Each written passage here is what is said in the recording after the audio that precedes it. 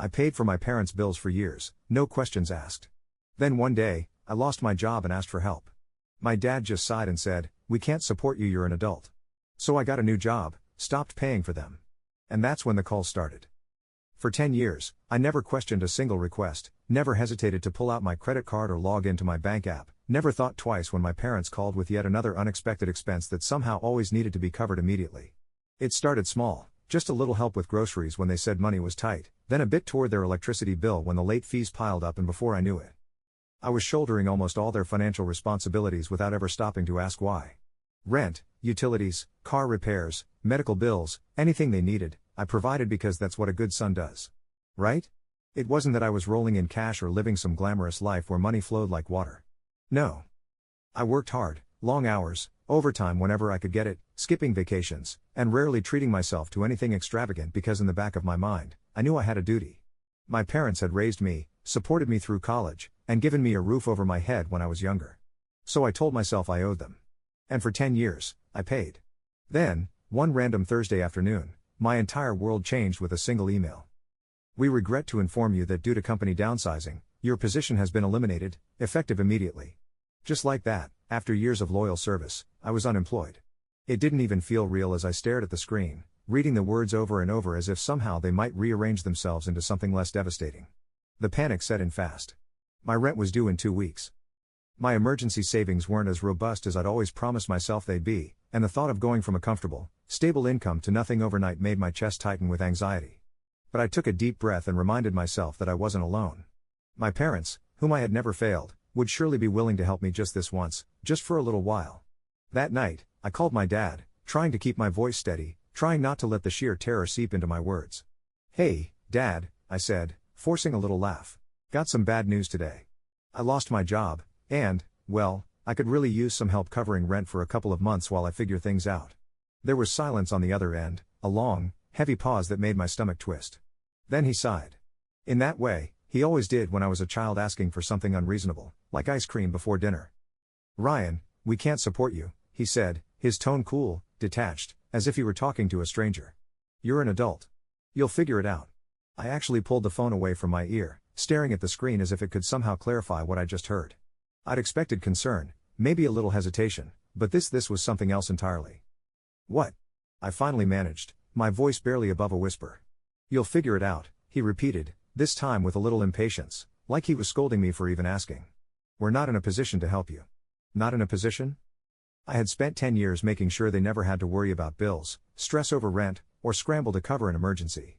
I had given up vacations, nice things, and financial security to make sure they were always comfortable. And now, the very first time I needed them, they couldn't be bothered. I wanted to argue, to remind him of every dollar I had funneled into their lives without a second thought, but I realized something in that moment that made my blood run cold. He didn't care. My father wasn't apologetic, wasn't sad, wasn't even grateful for everything I had done over the years. To him, this was just the natural order of things. I was the provider, and he was the recipient. And the moment I stopped being useful, well, that wasn't his problem. I ended the call without another word, my hands shaking as I set my phone down on the kitchen table. It felt like something inside me had snapped, like a decade of blind loyalty had suddenly shattered into tiny, irreparable pieces. That night, I made a decision, one that should have been obvious years ago, but had somehow never crossed my mind. No more money. Not a single cent. Not another bill. Not another grocery run. Not another emergency payment for some serious debt that never seemed to go away. I was done. The next morning, I woke up to my phone vibrating on my nightstand. My father's name flashed on the screen, the first of what would soon become many, many calls. I let it go to voicemail, staring at the ceiling as my heart pounded in my chest. Then another call. And another. The silence I had expected didn't come. Instead, it began. The first call came early in the morning, long before my alarm was set to go off, piercing the quiet of my apartment with its sharp, insistent vibration. I groggily reached for my phone, squinting at the screen, and saw my father's name flashing. A part of me, the old, conditioned part, almost picked up immediately, but then I remembered the night before, the cold indifference in his voice when he told me I was on my own. My finger hovered over the answer button for a moment before I flipped the phone over and let it ring until it stopped. Minutes later, another call. And then another. By the time I got out of bed, I had 7 missed calls, all from my father. No messages, no texts, just an aggressive, desperate need to get me to pick up. My stomach twisted, a mix of anger and something more bitter, resentment, maybe, or the slow realization that this wasn't concern. This was control. I showered, dressed, and tried to go about my morning as usual, but the calls didn't stop. On my way to work, my phone buzzed in my bag every few minutes, the repeated interruptions gnawing at my already frayed nerves. Finally, at a red light, I took a deep breath and played one of the voicemails, his voice filling the car in that familiar, sing-song way he always used when trying to sound sweet but hiding something sharp beneath the surface. "Buddy, I just wanted to check in on you," he said, a little too casually. "I know you were upset last night, but I didn't want you to start your day thinking we don't care about you. We love you so much, son. Just call me when you get a chance. Okay?" I knew better than to fall for the act. I had spent my whole life navigating my father's subtle emotional manipulations, the way he twisted things to make himself seem warm and caring, only to flip the second he didn't get his way. This was just the beginning, the gentle knock on the door before he started pounding. I ignored the call, went to work, and tried to focus. But by lunchtime, my phone had racked up over 20 missed calls. The next voicemail wasn't so sweet. "Ryan, I don't understand why you're acting like this," he said, his voice tight with irritation. "We have bills coming up, and we were counting on you. You know how hard it's been for us. Rent is due in 3 days, and if we don't pay, we could be in serious trouble." I clenched my jaw so hard it hurt. Rent. The same rent I had covered every month for 10 years without question, without hesitation, without fail. And now, 3 days after I stopped paying, they were suddenly on the brink of disaster. I knew better. I had seen my parents spend money recklessly, going out to eat when they claimed they couldn't afford groceries, buying new gadgets and clothes while I sacrificed to keep them comfortable. I sent a simple text. "I can't help you." Less than a minute later, my phone rang again, this time my mother's name flashing across the screen. She never called, not unless it was something serious. That alone made my stomach twist, but I wasn't falling for it. I let it ring. Then came the voicemail. "I hope you realize what you're doing." My mother's voice boomed through the speaker, colder than I had ever heard it. "After everything we've done for you, you turn your back on us the first time we need help? You're selfish, Ryan. I don't know how you live with yourself." I nearly laughed at the audacity. Everything they'd done for me, I was the one who had taken care of them for a decade. But in their eyes, my role had always been clear. I was the provider, and they were the takers. The moment I stopped, I wasn't their son anymore. I was the enemy. By the end of the day, they had called my work phone twice, my personal phone over 40 times, and had left enough voicemails to fill my inbox. I finally snapped and blocked them both. The silence was immediate. For the first time in years, I felt free. I didn't have to check my bank account in fear of another withdrawal, didn't have to hold my breath every time my phone rang, didn't have to shoulder their burdens while they lived comfortably on my dime. That night, I slept better than I had in months, but it didn't last. The next morning, I walked into work and was immediately pulled aside by my manager. "Ryan, we got a call from your father this morning," she said, looking at me with concern. "He was in a panic, saying it was an emergency and he couldn't get a hold of you. We didn't know what was going on, so we transferred him to your line." I felt my stomach drop. "He left a message for you," my manager added, handing me a slip of paper with the company voicemail number scribbled on it. Hands shaking, I dialed in, listening as my father's voice, calm but laced with something sinister, poured through the speaker. "Ryan, I know why you're doing this, but you don't know the whole story." I hung up, staring at the phone in my hand. He wasn't done with me yet.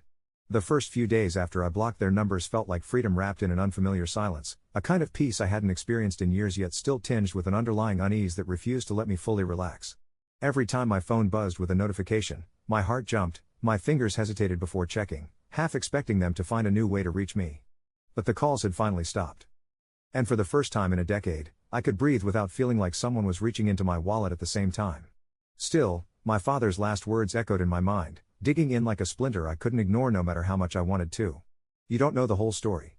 That single phrase gnawed at me, turning over in my head at night, making me wonder if maybe, just maybe, I had misunderstood something. But then the anger would return just as quickly, reminding me that I had spent 10 years unquestioningly throwing money into a pit I assumed was bottomless need, only to be discarded the moment I needed help myself. But what if it hadn't been need at all? The thought came suddenly sharp and insistent. And before I could talk myself out of it, I found myself sitting at my desk, laptop open, fingers hesitating over the keyboard as a familiar, creeping unease settled over me. I had never, not once, questioned where the money went after I sent it, never checked their bank statements, never asked for receipts, never even thought to look because I had trusted them. I had trusted them. And now that trust felt like the biggest mistake of my life. I took a deep breath, logged into my bank account, and started scrolling through years of transactions, my stomach twisting as I saw just how much money had left my hands and gone straight into theirs. Thousands.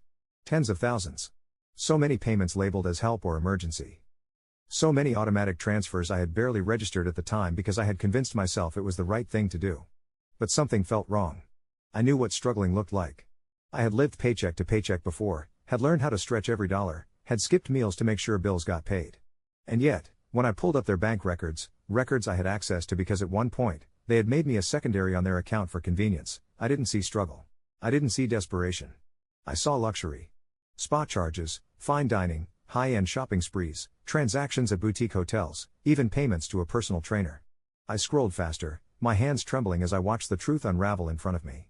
Years of blind generosity laid bare in numbers that told a story far different from the one they had always fed me. They hadn't been scraping by. They had been living comfortably, even extravagantly, off my money. I felt physically sick. All those times I had skipped vacations, ignored my own needs, told myself that family comes first. They had been spending my hard-earned money on facials and five-star restaurants while I exhausted myself trying to keep them afloat. It wasn't even just the necessities I had been paying for. It was their entire lifestyle, a lifestyle I hadn't even allowed myself to have because I was too busy playing the role of the dutiful son. I grabbed my phone before I could second-guess myself, unblocking my father's number and dialing with fingers that barely felt like my own. The phone barely rang before he picked up, his voice smooth, almost relieved. "Ryan, son, I was hoping you'd call back." He started, his tone light, as if we hadn't spent the past week locked in silent warfare. I didn't waste time. "How long?" I snapped, my voice shaking with barely contained rage. "How long have you been lying to me?" Silence. Then a carefully measured sigh, the kind he always used when he wanted to make me feel like I was overreacting. "Ryan, I don't know what you're talking about," he said, but there was something off, something tight and cautious in his voice. I laughed, the sound bitter and hollow. "Don't lie to me, Dad," I spat. I looked at the bank records. I saw the charges. The luxury purchases, the spa days. The secret savings account. "You weren't struggling, you were using me." Another pause, longer this time. Then, finally, he spoke again, his voice softer now, almost placating. "We never wanted to burden you with our real problems," he murmured, as if that somehow made it better, as if that erased 10 years of deceit and manipulation. I almost dropped the phone. Real problems? The audacity of those words made my blood boil. What real problems? The only problem they had was that they had found a golden goose and didn't want it to stop laying eggs. "Bullshit," I snarled, gripping the phone so hard my knuckles turned white. "You've been lying to me this whole time, making me feel guilty while you lived off my money like leeches. Ryan, son, it's not like that." He tried, but I wasn't listening anymore. My eyes flickered back to the screen, and that's when I saw something worse, something that made my stomach drop even further. Because hidden beneath the luxury expenses, tucked between the spa trips and the dinners at high-end restaurants, there were repeated large transfers to a name I didn't recognize. A name that had no reason to be there. Stephen Carter. Who the hell was Stephen Carter? I clicked on the transactions, seeing the pattern emerge, a steady siphoning of money, thousands of dollars funneled to this mystery man over the years. My breath hitched in my throat as a sickening realization started to form, a possibility I did not want to believe. I looked back at the phone, my father still talking, still spinning whatever web of excuses he thought would keep me under his thumb. I cut him off with a single, cold sentence. "Who is Stephen Carter?" The silence that followed told me everything I needed to know. I sat there for a long time, staring at the name on the screen, my mind racing through every possible explanation, each one worse than the last, each one twisting the knife just a little deeper into the place where my trust used to be. Stephen Carter. The name meant nothing to me, and yet it was there, buried beneath years of transactions, hidden between the so-called emergencies and fabricated hardships, tucked away like a secret they never thought I would find. The dates stretched back further than I could have imagined, months and years of my money funneled into the pockets of a stranger, someone who, if my instincts were even half right, had no reason to be receiving it unless something far worse was at play. I could have ignored it. I could have buried my head in the sand the way I had for the past decade, pretended it was nothing, told myself it was some distant relative or an old friend they were helping out, but deep down, I already knew the truth. And now, for the first time in my life, I wasn't going to let them lie to me anymore. The anger propelled me forward, sharp and unforgiving, turning my hesitation into determination. I needed answers, and I was done waiting for them to be handed to me. I dug deeper, searching for anything that would confirm my worst fears, my heart hammering as I pieced together the digital breadcrumbs of betrayal. The transfers were regular, consistent, always in increments that would seem small enough not to raise alarms. But over time, they added up to tens of thousands of dollars. There was no doubt in my mind anymore. This was deliberate, calculated, and not an accident. I didn't hesitate. I grabbed my keys, barely remembering the drive to my parents' house, my hands gripping the steering wheel so tightly my knuckles ached.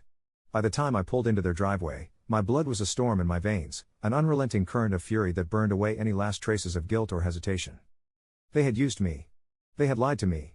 And now, they were going to answer for it. My father opened the door, a carefully crafted expression of surprise already settling on his face, his lips parting as if he had planned some greeting, some attempt at false warmth to ease the tension between us. But I didn't give him the chance. "Where's Mom?" I asked, my voice sharper than I intended, but I didn't care. He hesitated for a fraction of a second too long, his eyes flickering with something unreadable before he stepped aside, gesturing toward the living room where my mother sat, flipping through a newspaper as if her world hadn't just come crashing down.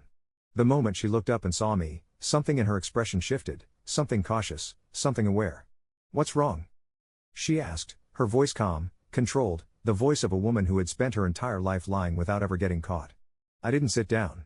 I didn't ease into it. I just pulled out my phone, opened the bank records, and shoved the screen toward her, the name Stephen Carter highlighted for emphasis. "Who is he?" My voice was steady, but inside, I was already screaming. My mother's face didn't just fall, it collapsed. For the first time in my life, I watched her struggle for words, her mouth opening and closing, her hands tightening into fists against the arms of the chair as if she could physically hold on to the last shreds of whatever lie she had prepared. "You don't understand," she finally muttered, her voice barely above a whisper. "It's not what you think." I laughed then, a cold, hollow sound that felt foreign even to me. "Oh, I think it's exactly what I think," I snapped. My patience gone. My fury sharpened into something lethal. "I think you've been using my money to support your lover, and I think Dad has known about it this entire time." I expected denial. I expected anger. I expected the usual deflections, the rehearsed lies, the desperate attempts to gaslight me into questioning my own reality. But what I didn't expect was silence. My mother didn't deny it. And worse, my father didn't look surprised. That was what did it. That was the moment the final piece clicked into place. The last, shattering blow that left nothing but the raw, ugly truth in its wake. He had known. He had known, and he had let it happen. He had allowed my money to fund her affair, had sat there, and let me break myself trying to support them while she lavished gifts and security on another man. The betrayal was a living, breathing thing inside me, something I could feel clawing at my ribs, making it impossible to breathe. "How long?" I whispered, the words barely making it past my lips. "How long have you been using me like this?" My father sighed, long and slow, as if he were the one who had been wronged, as if he were the victim in this twisted, disgusting reality I had just uncovered. "Ryan," he said. And for the first time, I could hear it in his voice, the exhaustion, the careful resignation of someone who had already accepted his own guilt. "We didn't have a choice." I actually felt myself laugh. A sharp, bitter laugh that cut through the room like glass shattering against concrete. "No," I said, shaking my head as I took a step back, suddenly feeling like I was suffocating inside the house I had grown up in. "You had a choice. You just chose this. You chose to betray me, to use me, to lie to me for 10 years. You had a choice every single day, and every single day, you made the wrong one." My mother looked away. My father didn't. And that was when I knew they weren't sorry. They weren't ashamed. They weren't even particularly shocked that I had found out. Because in their minds, this had always been my role. The provider. The doormat. The son who would never say no. I felt something inside me break. And then I smiled. "You're right, Dad," I said, my voice eerily calm, my hand steady as I took my phone back and slipped it into my pocket. "I am an adult, and I just made a very adult decision." I turned and walked out the door without looking back. I already knew what I had to do next. I don't remember driving home that night, don't remember walking into my apartment or setting down my keys, don't remember anything except the cold, steady certainty that settled deep inside me, something sharp and unforgiving that refused to be ignored. I had spent 10 years giving them everything I had, breaking myself to keep them comfortable, sacrificing my own happiness so they could live without worry. And in return, they had drained me dry and discarded me like I was nothing. But I wasn't nothing, not anymore. I wasn't their puppet, their bank account, their fool. And for the first time in my life, I was about to make sure they felt it. I sat at my desk, opened my laptop, and started with the simplest, most immediate step. I canceled everything. Every automatic payment, every standing transfer, every bill that had my name attached to it. I pulled up their accounts, the ones they had made me a secondary on for convenience, and with a few clicks, I severed the financial lifeline they had come to depend on for the past decade. It was shockingly easy, almost too easy, to undo years of blind generosity in mere minutes, to watch their accounts shrink to nothing as my money stopped flowing in. I imagined them waking up the next morning, expecting their bills to be covered as usual, only to find that there was no money left, no cushion to fall back on, no safety net to catch them because I was the safety net. And I had just cut the rope, but I wasn't finished, not even close. I went deeper, following the trail of deception they had left behind, tracking every questionable expense, every unexplained withdrawal, Every shady transaction that had seemed insignificant at the time but now stood out like flashing neon signs. That's when I found it, my mother's secret bank account. The one she had been using to fund her affair. The one she had hidden under layers of lies. The one she thought I would never find. But I did find it, and I knew exactly what to do with it. A few quick searches told me everything I needed to know. She hadn't just been stealing from me. She had been cheating the government too. Years of unreported income, hidden transactions, a carefully constructed paper trail designed to keep the IRS from noticing. But I noticed, and so would they. It only took a single, anonymous report, a neatly compiled set of documents attached to an email, a few paragraphs outlining years of undeclared income and financial misconduct. I hit send and sat back, staring at the screen, feeling the weight of 10 years start to lift from my shoulders. But I still wasn't done. Stephen Carter. The man who had unknowingly lived off my money, the man whose luxury lifestyle had been funded by my sacrifice, the man who had no idea that every gift, every dinner, every expensive trip had been stolen from a son who had never questioned why his parents always needed more. I found his social media first, a carefully curated collection of smiling photos, lavish vacations, diamond jewelry, and designer clothes, all of it proof of the life my mother had given him, my life, my money, my stolen years. I took a breath, opened my messages, and started typing. Hi, Stephen. I think you should know the truth about where all that money has been coming from. I attached the records, the transactions, the proof of every dollar my mother had funneled into his account while her own son struggled, while her own son gave up everything to make sure she never had to. I didn't add anything else. I didn't need to. And then, just for good measure, I made one final call to my parents' landlord. I had covered their rent for years without a second thought, had assumed they were struggling like they always claimed, had believed every sob story about how they were barely scraping by. But now, looking at the records, I saw the truth. They hadn't been paying the full amount. Every month, they had sent a partial payment, assuming that I would always cover the rest, that I would always come through at the last second to make sure they kept their home. Not anymore. I explained everything to the landlord, sent him the records, made it clear that my money was no longer part of the equation. He was silent for a long moment before he finally spoke, his voice flat. They're already behind by 2 months, he said. If they don't pay up in full soon, they'll be out by the end of the month. I hung up without responding, my heart pounding in my chest, my fingers gripping my phone so tightly they ached. And then, finally, I let it all go. The eviction notice came 3 weeks later. I knew because my father called me again and again, over and over, voicemail after voicemail, message after message. But I didn't answer. Not once. I didn't answer when he begged, when he screamed, when he cried, when he tried every manipulative trick he had ever used on me before. I didn't answer when he called from different numbers, when he pleaded for just one conversation, when he tried to guilt me into believing this was my fault. And then, one night, when I was lying in bed, my phone buzzed one last time. A single voicemail. I hesitated for a moment, then pressed play, his voice shaking, his breath ragged. Ryan, please, we have nothing left. Please, just call me back. Please. I listened to the silence that followed, to the weight of everything that had come before, to the decade of sacrifices, betrayals, and stolen years wrapped up in one final desperate plea. And then without a second thought, I deleted the message. I finally did what they told me to do. I acted like an adult. 6 months passed. 6 months of silence, 6 months of rebuilding my life without the constant drain of supporting two people who had never appreciated it. I found a new job that paid better than my old one, started putting money away in savings again, and even took a small vacation, my first in over a decade. The weight I hadn't even realized I'd been carrying had finally lifted, and I could breathe. Then, one Tuesday afternoon, I got an email from a name I didn't recognize. The subject line was simply, "About your parents." My finger hovered over the delete button, assuming it was another attempt to reach me, another flying monkey sent to guilt me into coming back to the fold. But something made me open it. "Mr. Ryan, my name is Marcus Wilson. I'm a social worker with Adult Protective Services. I'm contacting you regarding your parents, who are currently facing eviction from their apartment.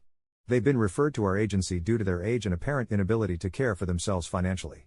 Before proceeding with state assistance, we attempt to contact any family members who might be able to help. Could we schedule a time to speak about your parents' situation?" I stared at the screen for a long time, emotions warring inside me, anger, guilt, vindication, and something else I couldn't quite identify. I typed 3 different responses and deleted them all before finally sending a brief reply agreeing to a phone call the next day.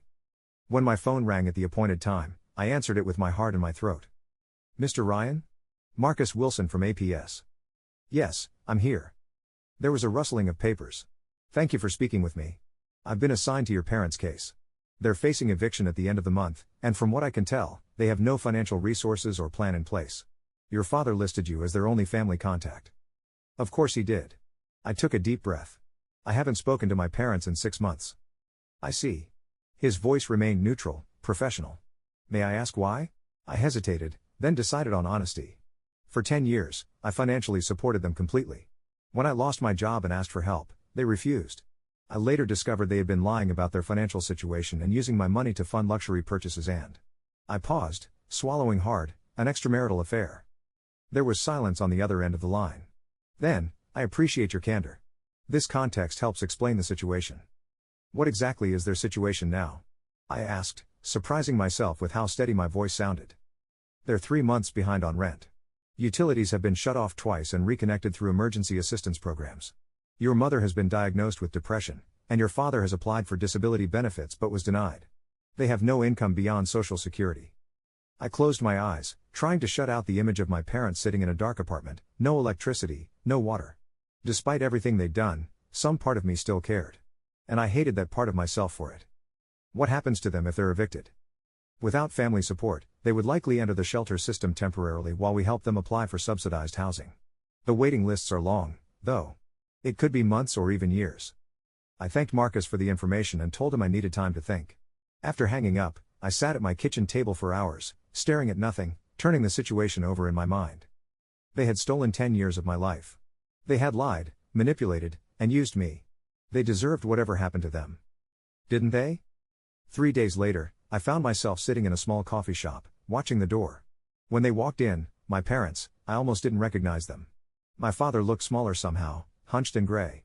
My mother's face was gaunt, the designer clothes replaced by a worn sweater and jeans that hung off her frame. They spotted me, and for a moment no one moved. Then slowly, hesitantly, they approached my table. "Ryan," my father said, his voice rough. "Thank you for..." "Sit down," I cut him off. "I'm not here for reconciliation. I'm here to make you an offer." They sat, exchanging glances. "I've found you an apartment," I said flatly. "It's small, 1 bedroom, in a building for seniors. The rent is reasonable, and I've paid the security deposit and first month. I've also set up automatic payments for basic utilities." My mother reached across the table for my hand. I pulled back. "This isn't forgiveness," I continued. "This is me acknowledging that despite everything, I don't want you homeless. The apartment is furnished with basics. You'll need to find a way to pay for food and anything else yourselves." "Ryan," my mother began, tears in her eyes, "we've made terrible mistakes. I'm not interested in apologies," I interrupted. "They're 10 years too late.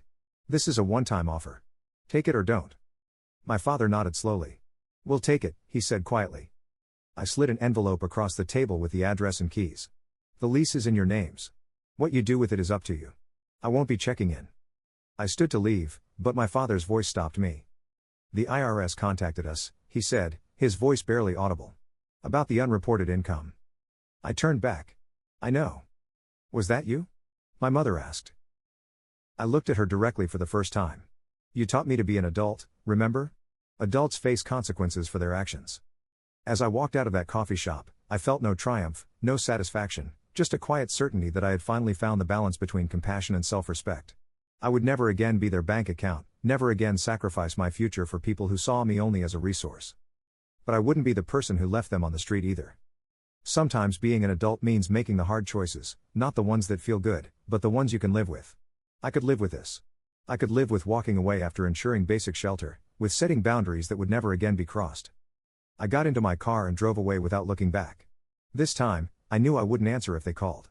This time, the chapter was truly closed. And for the first time in my adult life, I was writing my own story.